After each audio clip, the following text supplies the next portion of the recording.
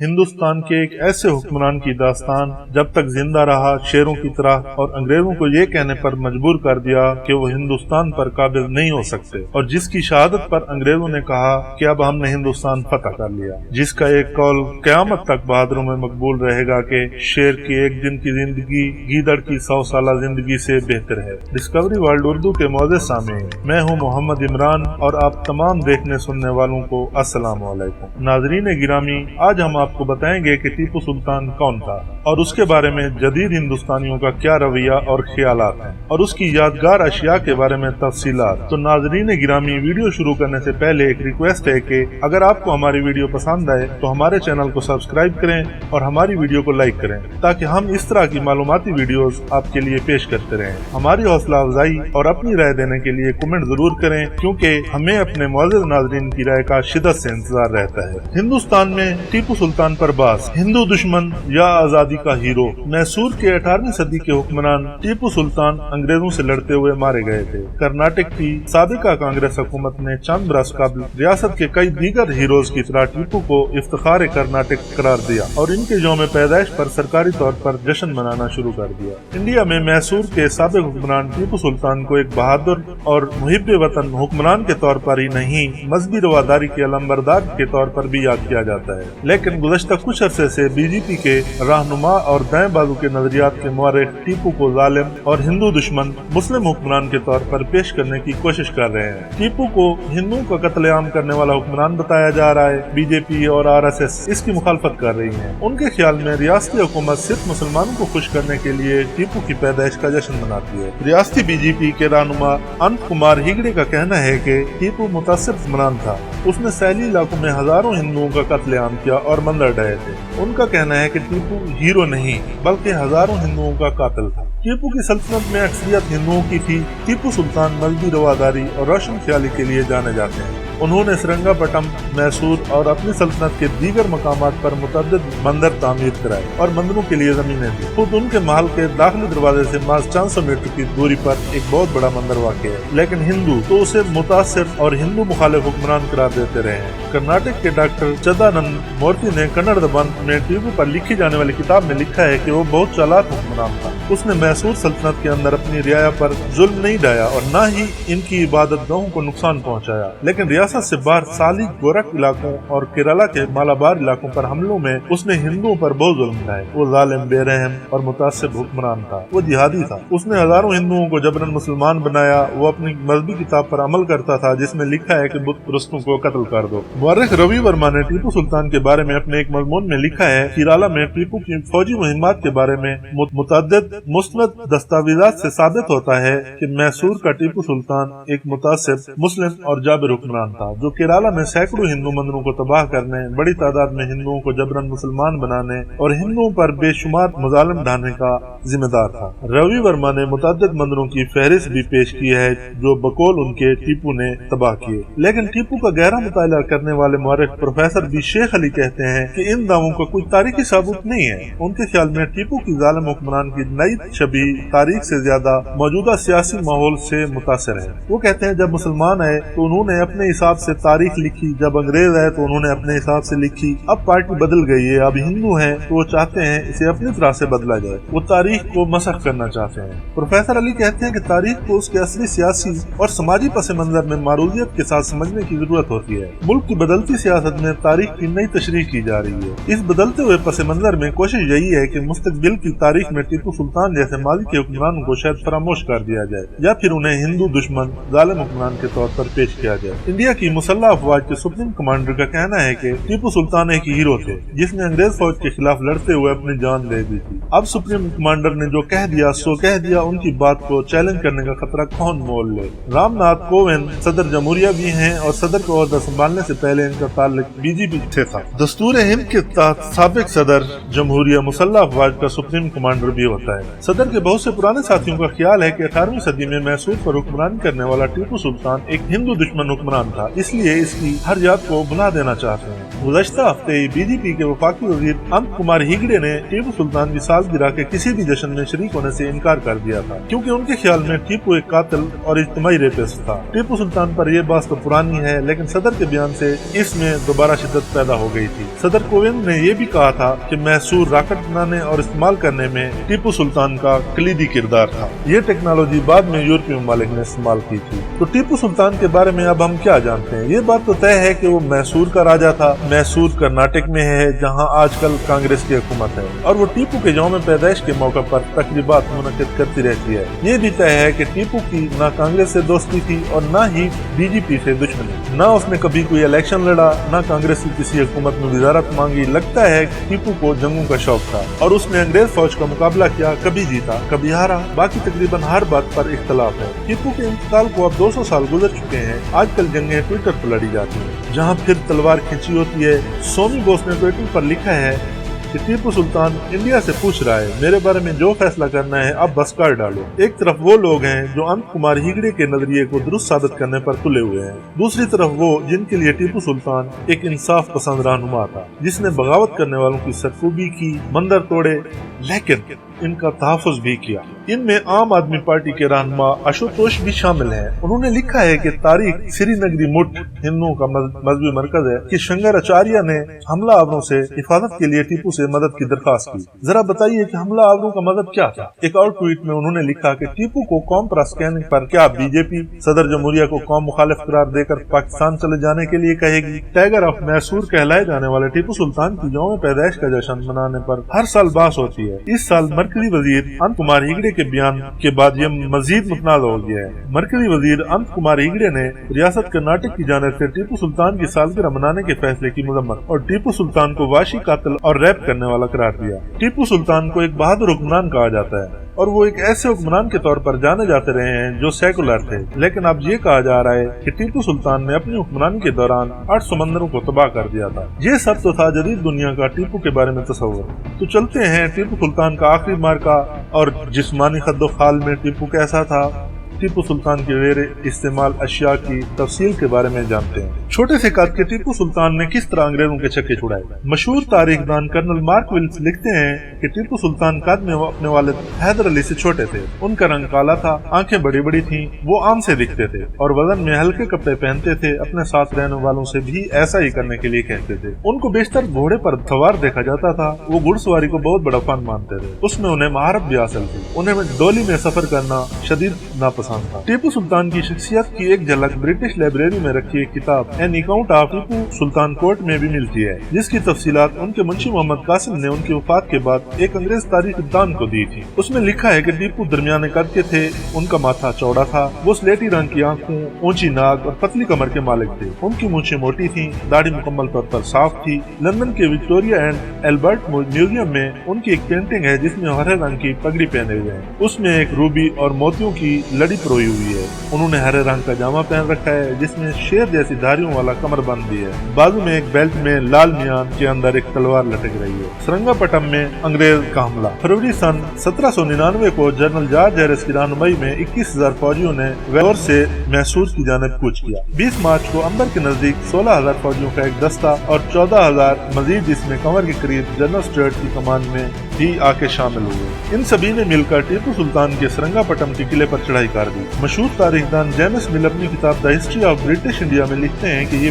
वही टीपू सुल्तान थे जिनकी आधी सल्तनत पर 6 बरस का अंग्रेजों ने कब्जा कर लिया था। उनके पास जो जमीन बची थी उससे उन्हें सालाना 1 करोड़ रुपए से थोड़ी ज्यादा आमदनी होती थी, जबकि इस वक्त इंडिया में अंग्रेजों को कुल मिलने वाला ज़र मुबादला तकरीबन 9 करोड़ रुपए था। ऐसा ऐसा उन्होंने श्रृंगापट्टनम के किले को घेर लिया। 3 मई सन 1799 को तोपों से हमला करके इसकी सदर दीवार में सुराख कर दिया। एक और तारीखदान लशिंगटन अपनी किताब लाइफ ऑफ हैरिस में लिखते हैं, हालांकि सुराख ज्यादा बड़ा नहीं था तो भी जॉर्ज हैरिस ने अपनी फौजियों को इसके जरिए किले के अंदर भेजने का फैसला किया। असल में उनके पास कोई और रास्ता नहीं था। उनकी फौज भूखी थी और बाद में हैरिस ने कैप्टन मेलकम के सामने खुद कबूल किया कि मेरे खेमे पर तैनात अंग्रेज गार्ड इतना कमजोर हो चुका था कि अगर उसे धक्का दिया जाता तो वो नीचे गिर जाता। 3 मई की रात तकरीबन 5,000 फौजी जिनमें 3,000 अंग्रेज थे खंदकों में छुप गए ताकि टीपू की फौज को उनकी सरगर्मी का पता न लगे। जैसे ही हमले का वक्त नजदीक आया। टीपू सुल्तान से गद्दारी करने वाले शख्स मीर सादिक ने फौजियों को तनख्वाह देने के बहाने पीछे बुला लिया। एक और तारीखदान मीर हसन अली किरमानी ने अपनी किताब हिस्ट्री ऑफ टीपू सुल्तान में कर्नल मार्क विल्क्स के हवाले से लिखा है कि टीपू के कमांडर नदीम ने तनख्वाह का मसला खड़ा कर दिया था, इसलिए दीवार के सुराख के पास से तैनात फौजी भी इसके पीछे चले गए। इस वक्त अंग्रेजों ने पीछे से हमला कर दिया। इस दौरान टीपू के एक बहुत वफादार कमांडर सईद गफार अंग्रेजों की तोप के गोले से हलाक हो गए। किरमानी लिखते हैं कि जैसे ही गफार की मौत हुई, किले से गद्दार फौजियों ने अंग्रेजों की जानिब सफेद रुमाल हिलाने शुरू कर दिए। ये पहले से तय था, जब ऐसा किया जाएगा तो अंग्रेज फौज किले पर हमला कर देगी। ये सिग्नल मिलते ही अंग्रेज फौज ने दरिया के किनारे की जानिब बढ़ना शुरू कर दिया, जो वहाँ से सिर्फ 100 गज के फासले पर था। दरिया भी माल 280 गज चौड़ा था, कहीं टखने तक पानी था, कहीं कमर तक। मेजर अलेक्जेंडर एलन अपनी किताब an account of the campaign in मसूर में लिखते हैं, हालांकि अंग्रेज की आगे बढ़ती हुई फौज को किले से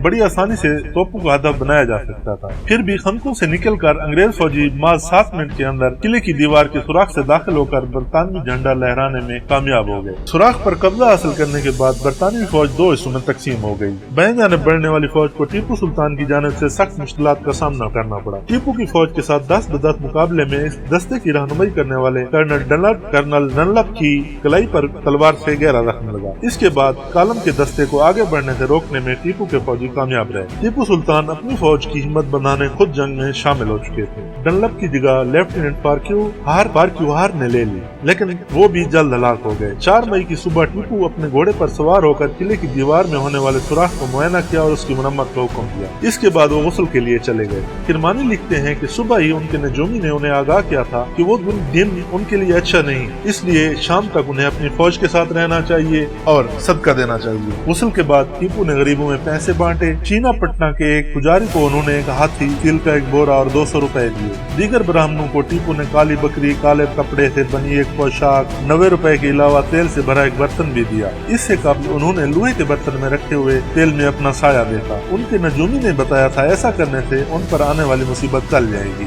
उन्होंने महल में वापस लौटकर रात का खाना खाया। खाना शुरू ही किया था कि उन्हें अपने कमांडर सईद गफार की हलाकत से मुताल्लिक खबर मिली। गफार किले के मगरबी सिरे की हिफाजत के लिए तैनात फौज की क़यादत कर रहे थे। लेफ्टिनेंट कर्नल अलेक्जेंडर अपनी किताब a view of the reason and conduct of the Tipu Sultan में लिखते हैं, टीपू ये खबर सुनते ही खाना छोड़कर उठ गए। उन्होंने हाथ धोए और घोड़े पर सवार होकर इस जगह की जानिब निकल पड़े जहां दीवार में सुराख हुआ था, लेकिन उनके पहुंचने से पहले ही अंग्रेजों ने वहां पर अपना झंडा लहरा दिया था और किले के दूसरे इलाकों की जानिब बढ़ना शुरू हो गए थे। इस जंग में टीपू ने ज्यादातर लड़ाई आम फौजियों की तरह पैदल ही लड़ी, लेकिन जब उनकी फौजियों की हिम्मत टूटने लगी तो वो घोड़े पर सवार होकर उनकी हिम्मत बढ़ाने की कोशिश करने लगे। मार्क विल्क्स लिखते हैं कि अगर टीपू चाहते तो मैदान जंग से भाग सकते थे। उस वक्त किले के कमांडर मीर नदीम किले की गेट की छत पर खड़े थे, लेकिन उन्होंने टीपू सुल्तान की तरफ कोई ध्यान नहीं दिया। टीपू तब तक जख्मी हो चुके थे।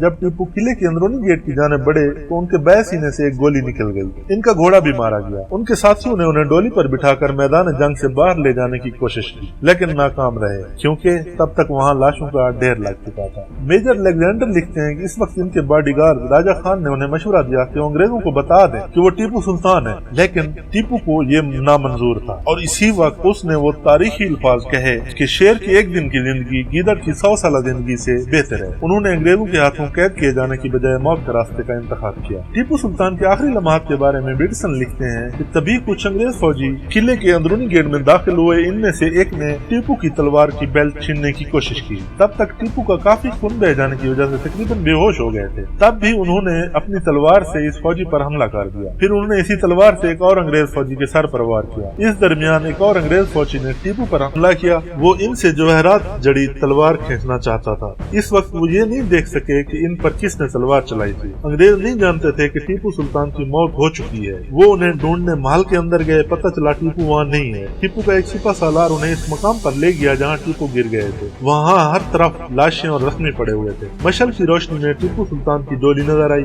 उसके नीचे टीपू के बॉडीगार्ड राजा खान जख्मी हालत में पड़े थे। उन्होंने इस तरफ इशारा किया जहाँ टीपू गिरे थे। बाद में मेजर एलन ने लिखा, जब टीपू की लाश को हमारे सामने लाया गया तो उसकी आंखें खुली हुई थी। उनका जिस्म इतना गर्म था, एक लम्हे के लिए मुझे और कर्नल वेल्जली को ऐसा लगा कहीं वो जिंदा तो नहीं, लेकिन जब हमने उनकी नब्ज देखी और दिल पर हाथ रखा तो हमारा शक दूर हो गया। उनके जिस्म पर बहुत से जख्म थे और एक बड़ा जख्म माथे पर था।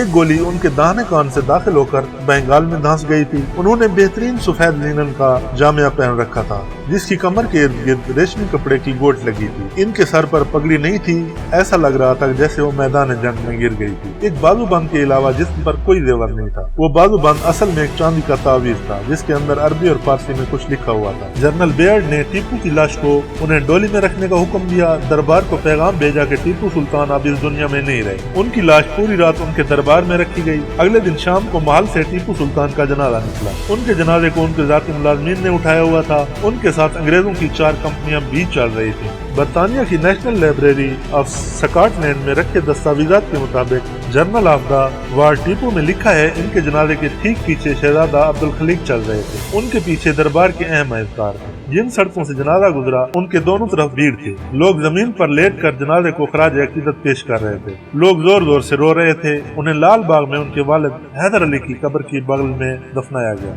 इसके बाद टीपू सुल्तान के जनाजे में शरीक अफराद को 5000 रुपए बांटे गए। बेटसन ने लिखा, रात होते होते माहौल और ज्यादा गमज़दा हो गया जब बादलों की गरज के साथ जबरदस्त आंधी चली। इस आंधी में 2 अंग्रेज एहलकार हलाक हो गए और मुतअद्दिद जख्मी हुए। टीपू सुल्तान मैसूर से तकरीबन 15 किलोमीटर दूर श्रंगापट्टम में खूबसूरत मकबरे में अपने वालिद हैदर अली और वालदा फातिमा फ़खरुन्निसा के पहलू में मदफन है। श्रंगापट्टम टीपू सुल्तान का दर सल्तनत था। यहाँ जगह जगह टीपू के दौर के महल्लात, इमारत और खंडरात बाकी है। टीपू सुल्तान की मशहूर जमाना तलवार। टीपू सुल्तान के मरने के बाद अंग्रेज फौजियों ने श्रंगापट्टम को बुरी तरह लूटा। फिर भी टीपू का तख्त, हाथी पर बैठने की चांदी की सीट, सोने और चांदी से बनी प्लेटें, जवाहरात से जड़े ताले, तलवारें, महंगे कालीन, रेशम के बेहतरीन कपड़े, जवाहरात से भरे बक्स आम फौजियों के हाथ नहीं लगे। टीपू की बेहतरीन लाइब्रेरी को भी कोई नुकसान नहीं पहुंचा, जिसमें तारीख, साइंस और अहादीस के बारे में अरबी, फारसी, उर्दू और हिंदी जबानों में 2000 से ज्यादा किताबें। अंग्रेज फौजी की जानिब से एक हीरे से बना सितारा, टीपू की तलवार वेल्ली को पेश की गई। मेजर अलेक्जेंडर एलन ने अपनी किताब an account of the campaign in Mysore में लिखा है, हैरिस ने टीपू की एक और तलवार बेयर्ड को तोहफे में दे दी। सुल्तान के तख्त में जड़े शेर के सर को विंडसर कासल के खजाने में भेज दिया गया। टीपू सुल्तान और मोराई राव की एक तलवारें लॉर्ड कॉर्नवालिस के पास यादगार के तौर पर भेज दी गयी। तब तक अंग्रेजों का सामना इंडिया में टीपू जैसे बादशाह से नहीं हुआ था। टीपू के बाद अंग्रेजों को जंग में चैलेंज करने वाला कोई नहीं बचा था। एक अंग्रेज साफी पैट आबेर ने अपनी किताब rise and progress of British power in India में लिखा है कि टीपू की शिकस्त के बाद मशरक की पूरी सल्तनत हमारे कदमों में आ गिरी। टीपू पर तनाज़ात के बावजूद हजारों लोग अब भी टीपू के मकबरे और उनके महल्लात देखने के लिए श्रंगापट्टम आते हैं। लोगों के ज़हन में मैसूर का टीपू अब भी एक मुहिब्बे वतन, अंग्रेजों से लड़ते हुए अपनी जान देने वाला हीरो और सेकुलर हुक्मरान है। टीपू की करोड़ों की तलवार। सन 2015 में टीपू सुल्तान की जवाहरात से जड़ी तलवार की नीलामी की गई थी। इस वक्त इस तलवार को 21 करोड़ इंडियन रुपए में नीलाम किया गया था। इस तलवार की मुठ पर टीपू की सल्तनत का निशान चीता बना हुआ था, राम नाम वाली अंगूठी। टीपू सुल्तान के पास एक खास अंगूठी भी थी जिस पर राम लिखा था। ख्याल किया जाता है कि एक बरतानवी जर्नैल ने ये अंगूठी टीपू सुल्तान के इंतकाल के बाद उनकी उंगली से उतार ली थी। इस अंगूठी की नीलामी सन 2014 में क्रिस्टेस नीलामगर ने की थी। क्रिस्टेस की वेबसाइट के मुताबिक इस अंगूठी का वजन 41 ग्राम था और ये 1,45,000 पाउंड में नीलाम हो गई, जो के मुतवक्की कीमत से 10 गुना ज्यादा थी। टीपू के रॉकेट। लंदन के मारूफ सैसी म्यूजियम में टीपू सुल्तान के कुछ रॉकेट रखे हुए हैं। अंग्रेज उन्हें 18वीं सदी के आखिर में अपने साथ ले गए थे। ये रॉकेट दिवाली में चलाए जाने वाले रॉकेट बमों से थोड़े ही बड़े नजर आते हैं। साबिक सदर और missile man doctor APJ Abdul Kalam ने अपनी किताब विंग्स ऑफ फायर में लिखा है, उन्होंने नासा के एक सेंटर में टीपू की फौज की रॉकेट वाली पेंटिंग देखी थी। टीपू सुल्तान और उनके वालिद हैदर अली ने जनूबी भारत में लड़ी जाने वाली जंगों में अक्सर रॉकेट का इस्तेमाल किया। ये रॉकेट उनको ज्यादा कामयाबी नहीं दिला सके, लेकिन ये दुश्मन में खलबली जरूर मचा देते थे। टीपू की तोप। सन 2010 में जब टीपू सुल्तान के असले की नीलामी हुई तो इसमें तलवार और बंदूकों के साथ एक नायाब तोप भी नीलाम की गई थी। इस तोप की लंबाई 2.5 मीटर से ज्यादा थी। इस वक्त ये तोप अपनी मुतवक्की कीमत से 3 गुना ज्यादा कीमत यानी 3 लाख पाउंड से ज्यादा में नीलाम हुई थी। मुअज़्ज़िज़ नाज़रीन, अगर आपको हमारी वीडियो पसंद आई है तो हमारे चैनल को जरूर सब्सक्राइब करें और साथ बने बेल के आइकन को क्लिक करें ताकि आपको हमारी तमाम आने वाली वीडियोस की अपडेट्स मिल सकें। हमारी वीडियोस को लाइक करें ताकि हम इस तरह की मालूमाती वीडियोस आपके लिए पेश करते रहें।